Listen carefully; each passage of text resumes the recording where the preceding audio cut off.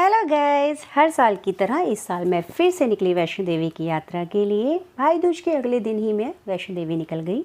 मैं निकली सुबह 6:30 बजे बाय रोड। हम 3 लोग थे और रास्ते में मैंने बहुत बहुत बहुत फन किया। हम लोग 6:30 बजे निकले और अच्छे से खाते पीते घूमते बाय रोड हम गए। तो जब भी आप वैष्णो देवी जाएँ प्रेफर करें कि बाय रोड ही जाएँ। बहुत बहुत मज़ा आता है। कोई भी आप व्यू कैप्चर कर सकते हैं, कहीं भी आप टायर्ड फील नहीं करते हैं। अगर आपको लगता है तो आप रुक सकते हैं। हालांकि मैंने ऐसा कुछ नहीं किया, हम सिर्फ एक ही जगह रुके क्योंकि हमें ये था कि हमें जल्दी पहुंचना था और हम लोग बस एक जगह रुके और पहुंचते पहुंचते हम पहुंच गए। यहाँ पे हम पहुंचने वाले हैं, बस इस टाइम टाइम हो रहा था 6:30 बजे का। हालांकि आपको देख के लग रहा होगा कि जैसे 10-11 बज रहे हैं क्योंकि वहाँ ठंड बहुत ज़्यादा थी। इस वजह से अंधेरा भी जल्दी हो गया और हिल स्टेशन पे वैसे भी अंधेरा जल्दी हो जाता है। तो इस टाइम 6:30 बजे का टाइम था। हम अप्रॉक्सीमेटली कटरा पहुँचने वाले थे और बस यहाँ से हम लोग आनंद ले रहे थे रात का। आप देख रहे हैं कितना मज़ा आ रहा है। मुझे जो मैं लाइव देख रही थी तो और भी मज़ा आ रहा था। तो प्रेफर करिए जब भी आप लोग कहीं जाते हैं ना, ग्रुप में जाते हैं, तो बाय रोड जाइए, आनंद लीजिए व्यू का, आनंद लीजिए मस्ती का। तो पब्लिक कन्वेंस और आप जब अपने कन्वेंस से जाते हैं अप्रॉक्सीमेटली सेम एक्सपेंस होता है अगर आप ग्रुप से जाते हैं। तो आई विल ऑलवेज प्रेफर कि आप अपने कन्वेंस से जाइए, बाय रोड जाइए, आनंद लेते हुए अपने व्यूज़ का, आसपास की चीज़ों का। फाइनली अब हम पहुंच गए और हमने वहाँ जाके रूम ले लिया। रूम लेके हम नेक्स्ट डे निकल पड़े मॉर्निंग में माता जी के दर्शन के लिए, यात्रा के लिए। और इस टाइम टाइम हो रहा है 7 बजे का मॉर्निंग का।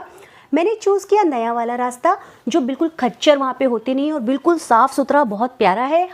यहाँ पे चढ़ाई भी बहुत ज़्यादा नहीं है, प्लेन रास्ता है।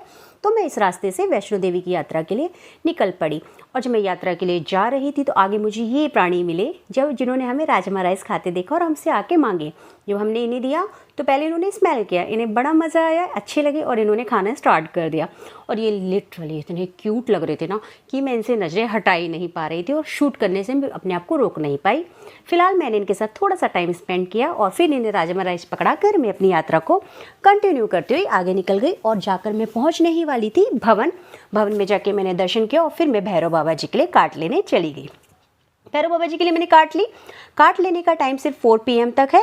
आप 4 o'clock तक कार्ड ले सकते हैं, पर उससे पहले आपको माता के दर्शन करने होंगे क्योंकि कार्ड का टिकट लेते ही आपको कार्ड पे बिठा देते हैं और वो सीधे आपको ऊपर भैरव बाबा ले जाती है।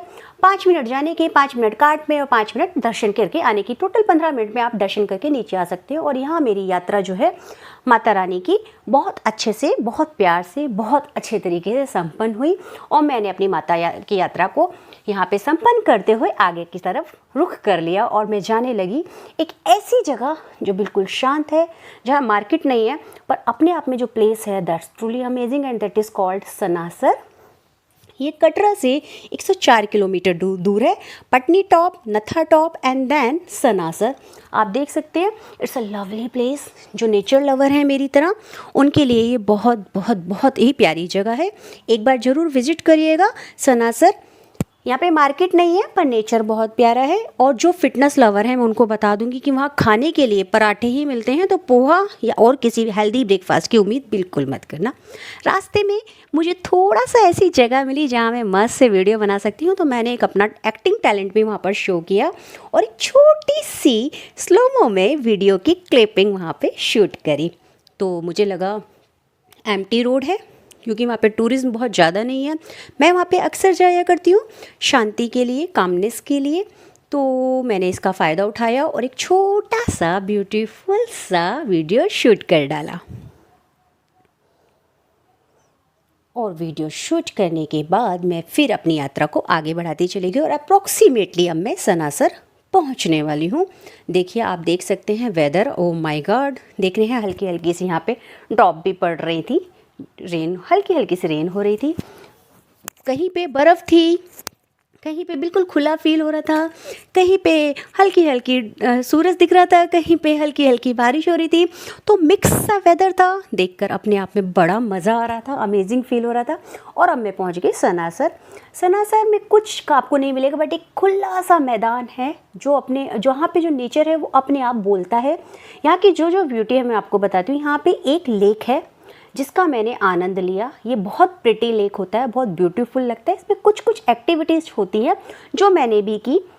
यहाँ पे सबसे पहले तो मैं जी भर के सिर्फ इस लेक को देख रही थी, इस खुले मैदान को देख रही थी और उसको फील कर रही थी। वो जो वहाँ पे नेचर था उसे मैं फील कर रही थी।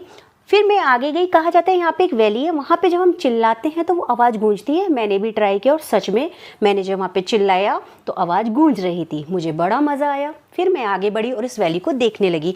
मुझे लगा ये वैली इतनी प्यारी है, ताड़ के यहाँ पे लंबे लंबे लंबे चीर और ताड़ के पेड़ थे जो इसकी सुंदरता को और भी ज़्यादा ब्यूटीफुल बना रहे थे। तो मैंने कहा क्यों ना ये मैं आपको भी दिखाऊं। अगर आप सामने देखेंगे, मैं आपको जूम करके दिखा रही हूँ, तो वो कैलाश यानी कैलाश पर्वत भी वहाँ से प्रॉपर दिखता है। ये इतनी हाइट पर है, मुझे बड़ा ही मज़ा आ रहा था। फिर मैंने एक आध वीडियो और शूट किया, खुद ही गा रही थी, खुद ही डांस कर रही थी कोई म्यूज़िक नहीं था वहाँ, बट मैं खुद ही गा रही थी, खुद ही डांस कर रही थी। तो आप देख सकते हैं, मतलब मैं तो बिल्कुल पागल हो गई थी वहाँ पर, इतना मुझे मज़ा आ रहा था। हालांकि धूप अच्छी वाली थी पर गर्मी बिल्कुल भी नहीं थी। उसके बाद मैं वाटर एक्टिविटी के लिए गई और मैंने ये रोलिंग बैलून का लुत्फ़ उठाया अपने फ्रेंड के साथ। इट्स अमेजिंग, ऐसा लगा कि मैं छोटे बचपन में लौट आई। बड़ी मस्ती की मैंने आई कांट एक्सप्लेन मुझे कितना मज़ा आया। कई बार तो ऐसा भी हुआ कि मैं उल्टी गिरी इसमें। उसके बाद मैं बाहर निकल कर आई, सोचा कुछ पुण्य कर लिया जाए, तो मैं यहाँ पे फिशेस को आटा खिलाने लगी। मैंने जम के यहाँ पे फिशेस को आटा खिलाया और आप देखिए इतनी ब्यूटीफुल फिश थी यहाँ पे, वो प्रॉपर ऊपर आ रही थी। तो ये जो नज़ारा था ना, अमेजिंग, दैट्स ट्रूली अमेजिंग, देखने वाला था। तो ये एक सनासर की अपनी एक ब्यूटी थी जो मैंने यहाँ पे बैठी। मुझे एक माइंडली कामनेस फील हुई यहाँ पे। मुझे ऐसा लगा कि कुछ एक इंटरनल पीस मैं फील कर रही थी।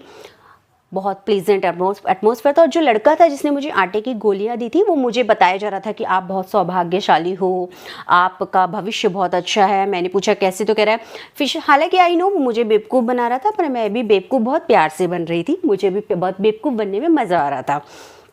मैंने इनको फिशेस को अच्छे से खाना खिलाया, इनके साथ थोड़ा सा टाइम स्पेंड किया और करते करते मैं वहाँ पे टाइम स्पेंड करके आगे बढ़ने के लिए चली गई। जब मैं थोड़ा सा आगे बढ़ी तो मुझे यहाँ पे ये ट्यूलिप गार्डन मिला, जहाँ पे अभी ट्यूलिप्स हैं नहीं। सिर्फ यहाँ के टूरिज्म को बढ़ाने के लिए, यहाँ की ब्यूटी को और इन्हेंस करने के लिए ट्यूलिप्स लगाए जा रहे हैं यहाँ पर। इसकी प्रिपरेशन चल रही थी रोपिंग के लिए। यहाँ पर बहुत सारे वर्कर्स थे जो यहाँ पे काम कर रहे थे। जब मैं आगे बढ़ी, आगे चलती चली गई, आप लोगों को दिखाती हूँ किस तरीके से यहाँ पे वर्कर्स बैठे हुए हैं, रोपिंग का काम चल रहा है। जब मैं आगे बढ़ी तो मुझे ये सीड्स मिले यहाँ पे।